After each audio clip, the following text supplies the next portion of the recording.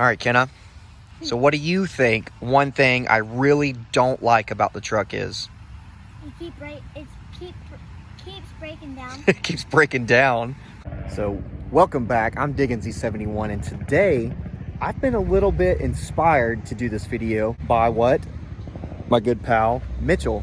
He posted a video today talking about his Newell. So he did a video on 7 things that he does like about his Newell and 7 things that he hates about it. And I watched the whole video, and I was like, man, you know, there's a lot of stuff that I feel that I can relate. So today we're going to talk about the 7 things I like and don't like about Clifford over here. All right, so let's start with number 1 here, and it's going to be basically all about the paint, because although the paint's great and the quality's fine and all, it's just not what I wanted. I actually got T-boned in the passenger side over there and had to get the truck painted. Well, at the time, I didn't care for those colors as much as I do now. I'm really nostalgic about them and I want them back. But long story short, I got the truck painted this GMC Iridium Metallic. Well, although the paint looks great and my buddy Brandon that painted it did a fabulous job, it didn't come out to quite the color that I wanted. It's just a little bit darker. And in 95% of the cases, people just consider my truck to be black, although it's not black. It's got a lot of purple. It's got a lot of flake. It's really, I call it light black because if you put it next to something black, you can tell it's definitely not. But if you put it next to anything else, it looks black.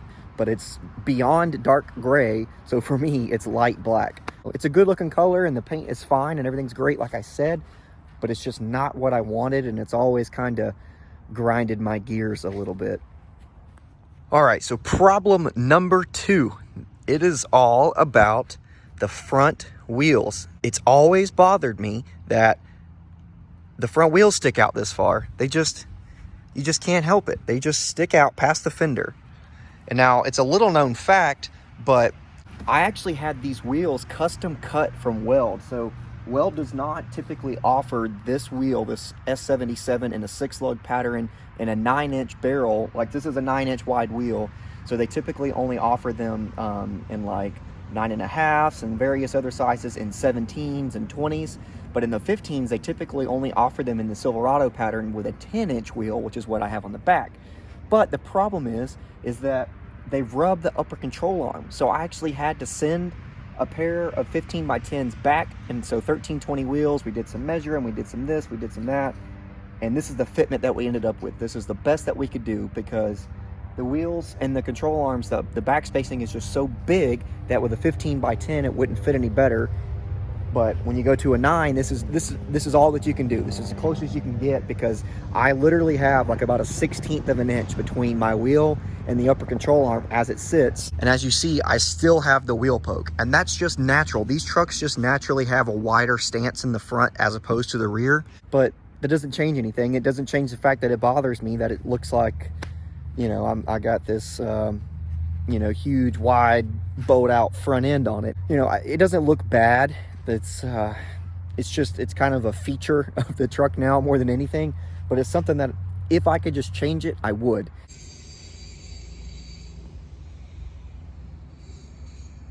I'll give you one guess what number 3 is.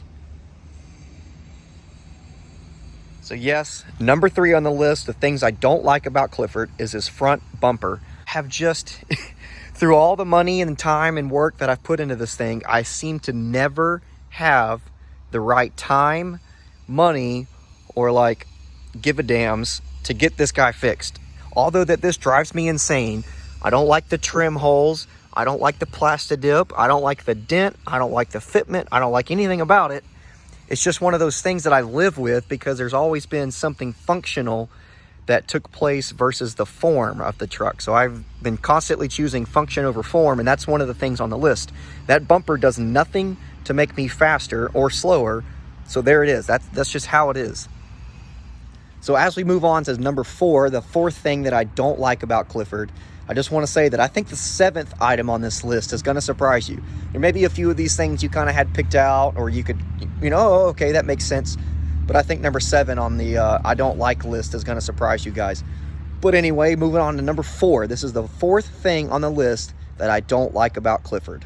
is the front diff. I do not like the difficulty involved with locking and unlocking it. There's been times where it doesn't go all the way in on the starting line, and I have legit 3-wheel drive, and that does not get me down the track very well. So there's been times, and I've got it figured out now, but the whole process could be a whole lot easier as far as getting this thing locked and unlocked. And so the difficulty is the end of the track. Sometimes it doesn't want to come unlocked, and I have to do like a 30-point turn to get off the track, and that's just a byproduct of the front diff being welded. But it's one of those things that when it's welded and it's working right and it does its job, the 60 foots and the consistency that it offers is worth the occasional, because it doesn't happen much. It'll be like maybe 1 in 20 passes the front diff will give me a fit down at the end of the track, and it's really no big deal. You just do a 3-point turn around, but it's just aggravating. I feel like it shouldn't have to be so difficult to get the thing just locked and unlocked. It really grinds my front diff.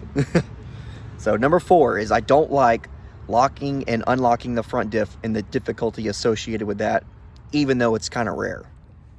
Number 5 on the list is going to be something that I can't really show you guys because it's underneath the truck. The 5th thing on the truck that I do not like about it is the fact that it's still torsion bar front suspension. It's caused some headaches for me that I wish I could just totally eliminate if I had coilovers up front and didn't have to have the torsion bars underneath. So the biggest advantage, in my opinion, of deleting the torsion bars might not be what you think. So for me, the biggest advantage of deleting the torsion bars comes from getting rid of the torsion bar crossmember. That specifically is one thing that I totally dislike about Clifford. I totally dislike the fact that the torsion bar crossmember is there because it's in the way. It is just flat out in the way. If I didn't have the torsion bars under there, there would be miles and miles of room for all sorts of festivities that just you can't do. Now, it's a truck and there's still plenty of room, so it's not like I'm cramped for space as opposed to a lot of cars out there. But there's just these 2 big long rods that run underneath the truck that don't need to be there, in my opinion. I think that moving to a coilover option would be tremendous just for that fact alone. But the biggest of which, the biggest fact, is that in order to pull the trans out of this truck, I have to either take A, the transfer case off the truck, or B, the crossmember, the torsion bar crossmember out from under it. That's my 2 options. I physically cannot drop the transmission without removing one of those 2 things, and neither of which is necessarily easy to do.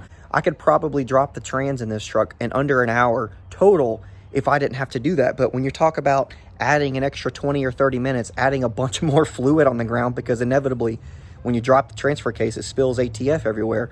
So if you could talk about just having to undo drive shafts and bell housing bolts and dropping the trans down for like converter swaps or whatever that case may be, that's huge. But having another 30 minutes involved just by pulling the transfer case off, that sucks really bad. And it's all due to the torsion bar crossmember being about 1.5 inches too close. If it was 1.5 inches, 2 inches further back, I could get it all out, no questions asked.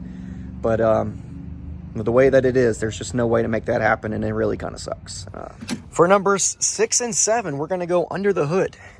So let's go under the hood. That guy in there. All right, so numbers 6 and 7 are under the hood. This is where these problems rely. And I'll start with the first one. The first one is that there's a big old fat turbo right here. No, I'm just kidding. That's not the problem. But the problem is indeed that there is a fat turbo right there and not an AC compressor. So problem number 6 with Clifford is that I really dislike the fact that I ever deleted the AC out of it, because I am a Florida man. It gets hot here. I mean, it's January right now and it's close to 70 degrees out. This is, AC is life, and I deleted it out of this thing without really any of the benefits of it. So I still have everything under the dash. I still have all the worst parts of AC.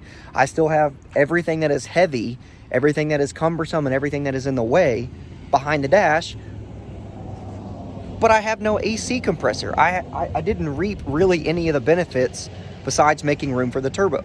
So not having AC in Clifford is that's a big downside for me and something I want to fix sooner than later. So drop a comment below on what you think number 7 is. Before I give it away, drop a comment right now on what you guys think the thing that I dislike, not necessarily most, there's no particular order to these. These are all just things that I don't like. But number 7 on this list about one thing I dislike about Clifford. All right, number 7. I dislike my fender exit, and I'm going to tell you why. So it's not that I dislike the fender exit. It's not that I dislike the exhaust fumes or the sound or any of this stuff. I actually, all that stuff's cool to me. I think the fender exit is really cool for all the aspects that they are cool. But the problem is that I built this truck to be a street truck. I built it to go daily driver racing. I built it to do all these things. And that stinking exhaust pipe right there kicks me out of a ton of races. There are a ton of races I want to go to where exhaust must exit past the driver compartment or be complete all the way to the tail end of the truck. And I can't do it because I have a fender exit. Now, I didn't do a fender exit other than really any reason that it was simple, cheap, effective. That at the time, that's what was important to me when I put that in. I didn't realize all the repercussions that it would have in terms of missing out on daily driver type races. So that really stinks to me. I always have to race up a class and race a higher caliber of car than sort of what I fit against. Now, it doesn't bother me to race cars like that because I think that you don't get better if you're a big fish in a little pond. The only way to get better is to race people better than you. If you're the fastest every time you show up, you're not showing up to the right racetrack. But it also sucks going there donating money every time racing cars that are, multiple calibers higher than what I am. So that sinks. And then the second part of why I don't like it has to do with my hood prop here, because the fender exit is right in the way of the hood spring. I couldn't put both on there. So it bolts on the fender there and on the hood there. Well, I can't run both as long as that's there. So I have one spring on that side that does a pretty good job. But the fact is, it won't hold the hood up. So I have to have this hood prop everywhere. And well, it's just kind of jank. I don't like it. I don't care for it. I wish I could do something better, but it's, it falls into the things of being function and form. And right now, function is more important than form. But I really, really dislike the fender exit for those two things. So at some point, I would like to get with somebody, whether it be Mitchell or one of these other guys that I'm friends with that can do some really great fabricating. But I want to totally redo Clifford's whole turbo kit. And one major piece of that is going to be making room for AC, and the other is a full downpipe. I don't want to have any more excuses to kick me out of street car and daily driver type stuff just because I have a fender exit like 90% of turbo cars do. So that's two important factors that comes with whatever revision of a turbo kit that we come up with later. But that is going to do it for the 7 things that I don't like about my truck Clifford. Now, let's roll into the 7 things that I do like. So for the things that I do like, I'm going to break this up sort of into 2 different types of groups. There's going to be a couple of things that are tangible. They are products or objects involved. They're physical things in the truck that I like. And the other is going to be sort of non-tangible objects, things that have like knowledge and just stuff that you can't put your hands on, but brings a ton of value to me and the journey that this truck has brought me through. And so we're going to start with first with the physical things, with the literal tangible objects. So let's dive in. All right, so for number 1, we'll start with an easy one.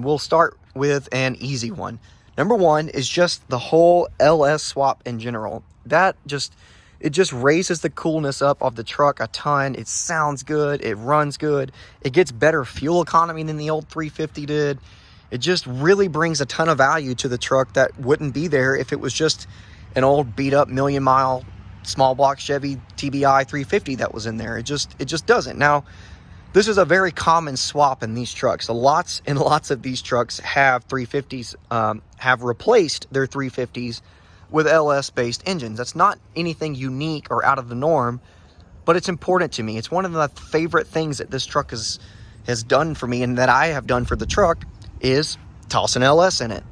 Number 2 on the list. This one is pretty important to me. We kind of alluded to it when I talked about building the truck to be a street truck, daily driver type thing. And that's that I can still drive this thing anywhere I want to go. It has a huge radiator, like a big, huge fuel system in the back. I can drive it, overdrive trans. I can go anywhere in it. There's no reason I couldn't hop in this truck and drive, just about anywhere I wanted to go. That was super important to me, and I'm glad that through all the evolution that this truck has gone through, that it's never gotten away from the fact that I can drive it anywhere I want to go. Now, lately I've been trailering it. You'll probably say, oh, every time I see you, it's on a trailer. Well, that's just because I like to party, and I either plan on breaking or winning. I don't plan on going home doing less than maximum effort. So that's what you bring. You bring the trailer because I plan on breaking it, or I plan on it breaking, not because I couldn't drive it there. So the truck, I'm super pumped and super happy I've left it in such a way that I could hop in it and drive anywhere I want to go. Number 3, let's go in the truck. Let's go in the truck for number 3. So number 3 is going to be not really this shifter. I don't know. Shifter's fine. I don't care for it. It's whatever. But specifically, it's the valve body in the transmission. So the valve body in this trans has done wonders for me, and I am so glad that I jumped on board with the Extreme Automatics full manual valve body. So the reason why the Extreme Automatics full manual valve body has done wonders for me, and the reason I put it on this list, is because it does its job so well. The trans, like I had it out multiple times when I was working with the stock modified valve body. The trans brake release of the valve body stuff that I was using before didn't play nice. It was really slow. The bump was inconsistent. There was multiple things that I didn't like about it that the Extreme Automatics has now fixed. If I change the duty cycle by 1%, I can make the thing roll in, or I can make it leap across the starting line. It's fantastic. It does everything that I need it to do and more. It since putting it in, I don't think I've had about 20 passes, and 19 of them I have verifiably treed the other person in the other lane since putting the Extreme Automatics valve body in here, and I think that has a ton to do with it. So I've always considered myself to be pretty good on the tree. It's one of the reasons why I do well in racing. I don't give up the race on the starting line, but this Extreme Automatics valve body has made that job, for me, significantly easier because it reacts so fast. You mash the bump button and it creeps right in. You release the trans brake and it lets right go. It does exceptionally well, and I'm super glad that I have put this guy in here, and makes a shift every time. It holds rock steady pressure. We pulled a trans part a few weeks ago, and the clutches looked mint. So beyond pumped and thankful that I went on board and got that put in the trans, and thankful that it's doing such a great job for me. Number 4 on the list is behind this door. Let's see what it is. Number 4 is the Holley Terminator X. The Holley just flat out brings a massive, and I mean massive, amount of value to the entire race program. The value is just, it's huge. So the data logging, the built-in safeties, the tuning changes, the stuff I can do on the fly, all this stuff is huge to the racing program. I don't even think that my truck would be alive, and probably would have killed a few more engines if I hadn't had the Holley. Holley could have a whole video dedicated to itself as to why I think it's a borderline necessary piece to like a turbo race vehicle at this point. Holley Terminator X has made a big leap for us, and it's only getting better. We're still learning stuff about it. We're still applying little features and things inside of it, some of their tables that are going to take us a long way. So that's a solid number 4.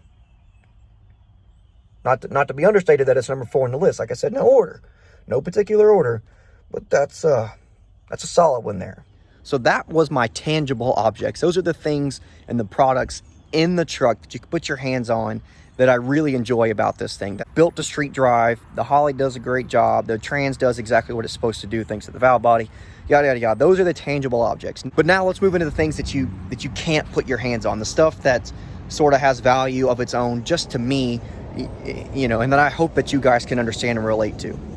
So this first one is going to be sort of like a little bit of a guilty pleasure for me, and it's that I like proving people wrong. I have been told constantly, and I mean constantly, hundreds of times, that you can't do this, that'll never work, that's gonna break, this is gonna happen, yada, yada, yada.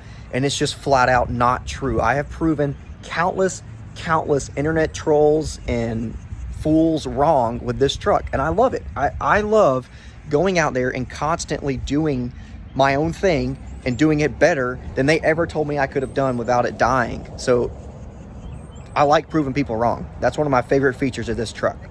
The next two, they're gonna round out our list here. The next two it's tough to decide which one of these two is more important to me. Both of these have value in their own ways that I can never really explain to anybody. That I just really hope that these things, that you can relate to them, and that the significance of this can reverberate through this video to you guys. But these go hand in hand and are completely separate in their own way. But the first of which, I really love the friends and the knowledge that this thing has brought me. That's together. So this thing, throughout its journey, through the motor swap, through this, my kiddo, but through the motor swap, through this and through that, all the work that I've had done and all the work that's left to do, it has brought me a ton, and I mean a ton, of new people along the way, going to the racetrack, going to street car takeovers, getting on YouTube, going to these no prep races. There are countless people that I never would have met, never would have talked to, never would have become friends with without this truck and this sort of the snowball progression into a race truck, street truck that it is now. So I can't say enough about that. And then, so what goes in hand with that is the knowledge that I've learned from this. Like, I've learned a million things about working on vehicles and racing in general that I never would have known without this truck. Those things go together. That just is intrinsic to the LS swap and then the racing journey, that I picked up a ton of friends and knowledge from this thing, and I'll never lose those. Like, knowledge, no one can ever take that away from you. So gaining knowledge is beyond valuable in so many ways. And the good memories that I have with good friends along the way, that means a lot, and I'm glad to ever have picked those up. So the final thing that I like about this truck, and it's this is going to be really important to me specifically. This is one of those things that, maybe you guys can relate to it, and I really hope that you can. I hope that you've had someone in your life that means as much as my great-grandpa has. So as most of you know, this old Clifford was my great-grandpa's truck, and this is something that I inherited from him when he got to be, out of shape where he couldn't drive anymore. But this is something I picked up from him, and something I really appreciate doing that. So I really love the story that this thing has, that it came from being my great-grandpa's daily driver. It went from being his hunting truck that my mom, rode around in this thing as a little girl. My little girl gets to ride around in it now. The whole story of it transitioning from my great-grandpa's daily driver into my just fun, forever, keep around, polished up toy is, man, it hits home for me, because my grandpa was an incredibly important person. He did a ton for the community. He was very stubborn, set in his ways, but it's he's a legend among men, and this thing was his, and I couldn't be more proud to have it. And maybe it's not his idea of what a truck should be. I think he would kind of be pissed if it does anything other than just drive you back and forth to work. And if you spend any more money than fuel, if you spend $1 over what it takes to fill your gas tank up, you spent too much money on it and you need to save it. But that's just how he was. He was just a tightwad, didn't spend money on anything.